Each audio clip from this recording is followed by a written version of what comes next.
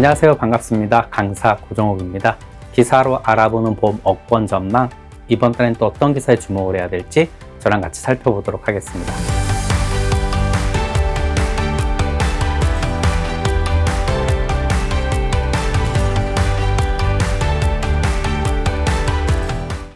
네, 첫 번째 기사입니다. 1, 2세대 실손 재매입 관련해서 아직 시행 전에 있는데 벌써부터 보험사 반발로 난항을 겪고 있다라고 합니다. 보험사 입장에서는요, 조 단위의 돈이 들어간다라고 합니다. 그래서 재무적 부담 엄청나게 커질 수밖에 없고, 이게 주가 하락으로도까지 이어질 수 있기 때문에 지금 이러한 상황이 펼쳐지고 있습니다. 자, 핵심은 바로 이 재매입 가격 때문인데요. 재매입 가격이 어떻게 나왔느냐? 여태까지 낸 보험료에서 받은 보험금을 빼고 돌려주겠다라는 거죠. 사실 이 금액이 엄청날 것이라고 저도 생각을 합니다. 그래서 처음에 이 재매입 가격이 발표됐을 때 이게 과연 실행이 가능할까? 저도 이런 생각을 했거든요. 실제 1년 단위로 보면은 실손보험 청구하지 않는 분들이 거의 64%가 좀 넘습니다. 결국 이 제도를 도입하는 것은 물론 1, 2세대 실손 가입자를 5세대 이쪽으로 유인하기 위한 거지만 그 중에서도 청구 많이 하시는 분들이 돌아서야 되거든요. 하지만 청구를 많이 하신 분들은 재매입 가격이 적거나 없습니다. 그러니까 이분들이 돌아설까요? 결국 실효성 문제까지 또 지금 대두되고 있는 겁니다. 이 제도가 강제성을 띈 것이 아니기 때문에 이럴 수밖에 없는 거죠. 그래서 현장에 계신 컨설턴트 분들이 많이 혼란스러울 것 같습니다. 이 부분이 전환하시는 분들한테는 굉장히 중요한 부분일 수밖에 없기 때문이죠. 그래서 요 어떤 이제 타협 과정들을 잘 보면서 컨설팅에 반영할 필요가 있어서 요 내용을 가져와 봤습니다. 보장 금액이 매년 증가하는 체증형 보험이 인기를 끌고 있다는 그런 기사 내용입니다. 자, 대한민국은 이미 2년 전에 초고령 사회에 진입을 했습니다.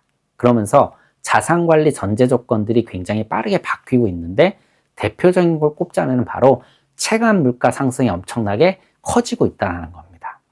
그럴 수밖에 없는 게 내는 사람과 받는 사람의 구조가 완전히 깨졌거든요.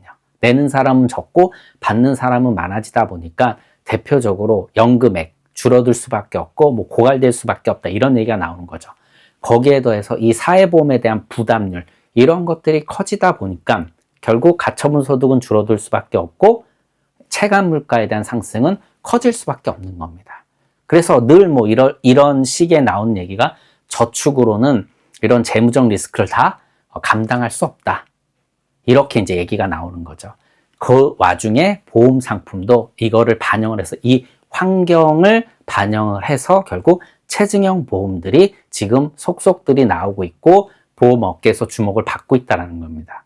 자, 대표적으로 이제 종신보험을 들 수가 있는데, 이 종신보험은 예전에 뭐 단순히 이제 가장의 사망 보장, 어떻게 보면 가장 유고시 발생할 수 있는 경제적 부담을 보완하는 거에서 더해서 자산을 보전하는 것, 그리고 최근 종신보험들이 이제 조기에 환급금이 나오다 보니까 적립형으로 빨리 전환해서 유동성을 확보할 수도 있고, 또 간병 자산 이런 것들로 또 활용할 수가 있습니다. 그래서 굉장히 팔방미인의 성격을 겪고 있고요. 여기에 더해서 또 아시다시피 상속재원으로도 활용할 수가 있다라는 겁니다. 그래서 여기에 이제 체증형 기능들이 들어가 있기 때문에 결국 지금 환경에 잘 맞춰서 변화된 종신보험을 이제 컨설팅할 때 잘 활용하면 좋겠다라는 그런 이제 기사 내용입니다. 네, 세 번째 기사입니다. 세 번째 기사는 여성 특화보험 컨설팅 방향을 제시해주고 있는데요. 이 기사에서는 이제 3040 세대들, 이분들 사회 활동을 하면서 직장인으로서의 어떤 책임감, 여기에 더해서 엄마로서의 역할, 그리고 또 가정에서는 또 중심적인 역할을 담당하고 있다 보니까 본인 건강이 뒷전으로 밀리고 있다. 그런데 사실 3040 요 시기에 정말 건강에 신경을 써야 된다라고 얘기를 하고 있거든요. 자, 그럴 수밖에 없는 게 첫째, 암을 한번 보도록 하겠습니다. 자, 일반적으로 암도 질병이기 때문에 나이가 많아짐에 따라서 발병률이 올라가는 것이 일반적인데, 여성분들 호르몬 관련된 암들은 그렇지 않죠. 특히 유방암이나 갑상선암은 50대, 60대 전에 피크를 찍거든요. 그래서 이 시기에 암에 걸리게 되면 이게 심각한 암이 아니더라도 소득 공백이 굉장히 크게 발생할 수 있습니다. 그래서 이런 보장을 잘 마련해야 된다고 얘기를 하고요. 예, 두 번째는 바로 출산이죠.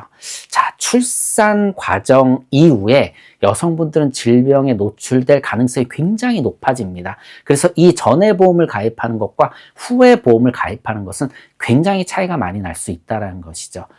가입 여력도 중요한 부분이지만 특히 뭐 유병자로 보험을 가입하게 되면 보험료가 굉장히 상승하기 때문에 미리미리 가입하는 게 좋은 이 보장 재테크가 될 수 있다는 거고요.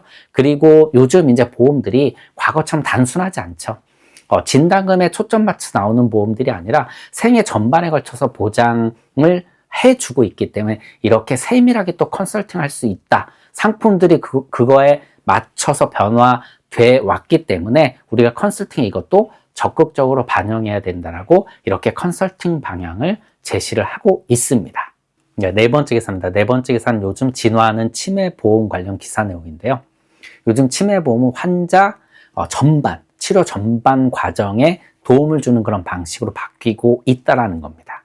대한민국 치매 환자 100만 명 돌파했습니다. 또 그럴 수밖에 없는 게 치매는요, 주된 원인이 노화입니다. 노인 인구가 증가하니까 치매 환자 수가 증가할 수밖에 없죠. 그런데 여기에 맞춰서 보험사들이 좋은 담보들을 만들어내고 있고 또 담보 자체의 변화들을 꾀하고 있습니다. 경쟁을 하고 있는 거죠. 결국 소비자 입장에서는 이거를 활용을 해야 되고 컨설턴트 입장에서도 활용해야 된다고 생각을 합니다. 자, 과거 치매 보험료 굉장히 단순했죠. 그냥 진단금 위주로 뭐 경도 치매, 중등도 치매, 뭐 중증 치매 이런 식으로 진단금을 주는 방식, 여기에 이제 생활 자금을 주는 방식 여러 가지 바뀌고 있는데 지금 치매 검사 비용부터 해서 그 다음에 뭐 신약 치료비 여기에 더해서 뭐 주요 치료비, 중증 치료비, 재활 치료비까지 이런 것까지 통합적으로 이걸 하나에 묶어서 이제 제공을 하다 보니까 소비자 입장에서는 굉장히 유리해졌다라고 할 수밖에 없습니다. 그리고 사실 컨설턴트 분들 입장에서도 이 보험료 때문에 담보를 조정하고 하는 이 과정에서 뭐는 넣고 빼고 하는 굉장히 까다롭고 또 시간이 오래 걸리는 그런 작업들이 좀 더 수월해질 수 있다라고 생각을 합니다. 물론 이제 개인적인 생각이지만 이렇게 통합 형태로의 담보들이 많이 나오면서 소비자나 컨설턴트 모두에게 조금 좋은 방향으로 지금 담보들이 바뀌고 있는데 이 부분을 잘 활용을 한다면 뭐 좋은 성과를 내는데 도움이 될 수 있지 않을까 합니다. 네, 마지막 기사입니다. 마지막 기사도 여성분들에게 제공할 수 있는 컨설팅 방향을 안내를 하고 있는데요. 먼저 여성분들은 2030 세대부터 발병률이 가파르게 상승을 한다. 특히 요즘은 여성의 사회 경제적 지위가 많이 향상이 됐고요. 그리고 라이프 스타일도 굉장히 많이 바뀌었기 때문에 이 여성분들의 생애 주기별 리스크 지형이 꽤 바뀌었다. 그래서 이 바뀐 거에 맞춰서 컨설팅을 제공을 해야 된다라고 안내를 하고 있습니다. 뭐 2030 세대 같은 경우는 난임과 출산 관련한 그러한 보장 자산을, 그리고 3040은 대표적인 이제 여성암이죠.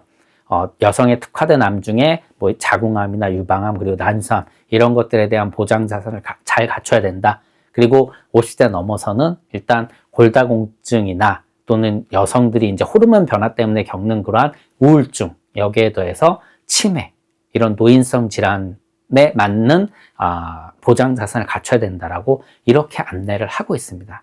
뭐 앞서도 잠깐 말씀을 드렸지만 요즘 이 보장 자산이 과거처럼 단순하지 않고 굉장히 세분화되어 있기 때문에 기존에 갖고 있는 보험의 이러한 지형 변화에 맞는 그러한 담보들을 잘 컨설팅 한다면 좋은 결과를 만들어낼 수 있지 않을까 합니다.